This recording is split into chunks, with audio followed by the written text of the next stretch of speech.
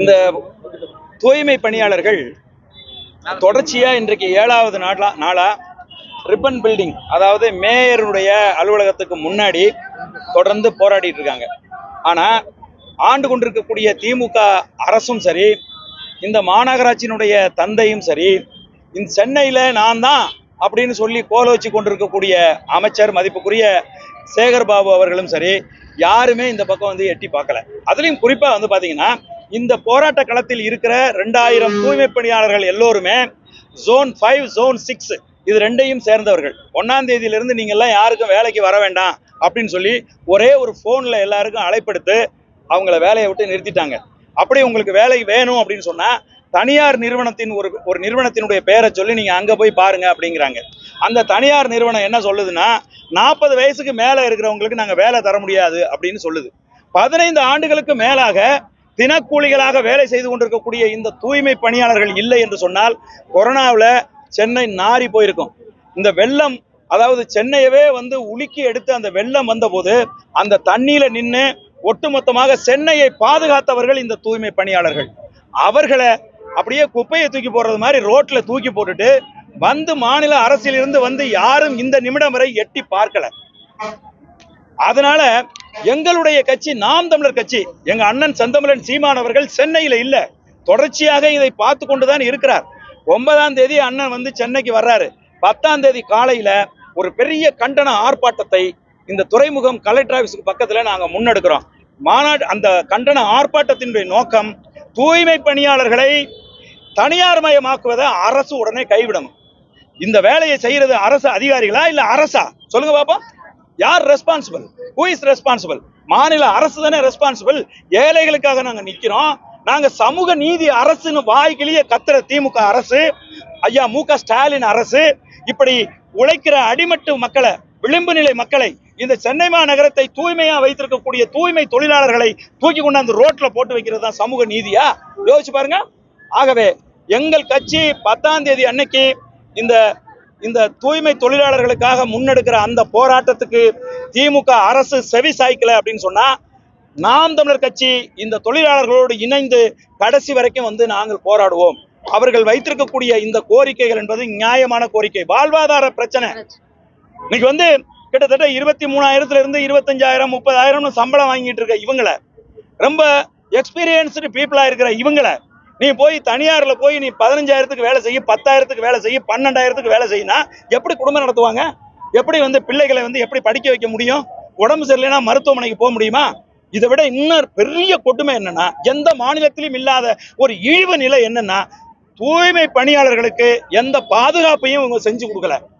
கை உரைகள் கொடுக்கப்படல, காலில் வந்து ஷூக்கள் கொடுக்கப்படல, அவர்களுக்கு லைஃப் இன்சூரன்ஸ் கொடுக்கப்படல. தூய்மை பண்ணிட்டு இருக்கும்போது ஏதாவது ஒரு விபத்து நடந்து அவங்க இறந்து போனாங்கன்னா அப்படியே அனாதையா இறந்து போக வேண்டியதான். ஆனா எல்லா மாநிலங்களிலும் அவர்களுக்கு கொடுத்திருக்கக்கூடிய பாதுகாப்பு என்பது மிக பெருசா இருக்கு.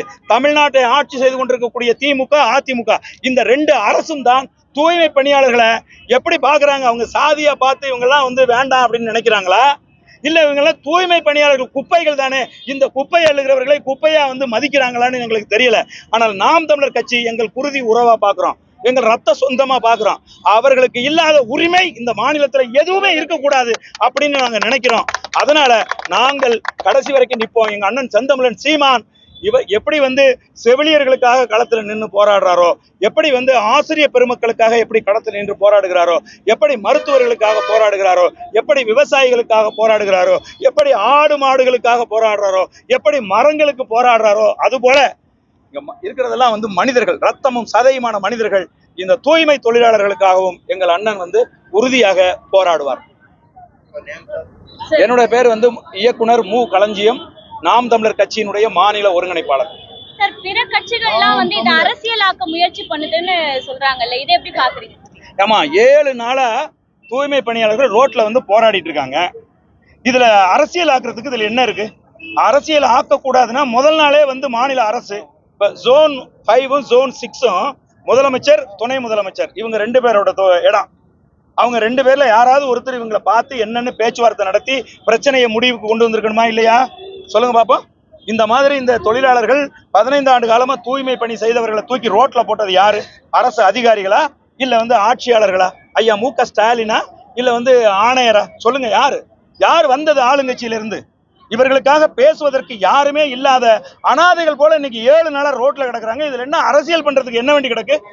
சரி, இன்னொன்னு 156 அந்த வாக்குறுதி என்னாதான் வந்து திமுக 153. சரி சொல்லியிருந்தாங்க பணி நிரந்தரம் பண்ணுவேன்னு.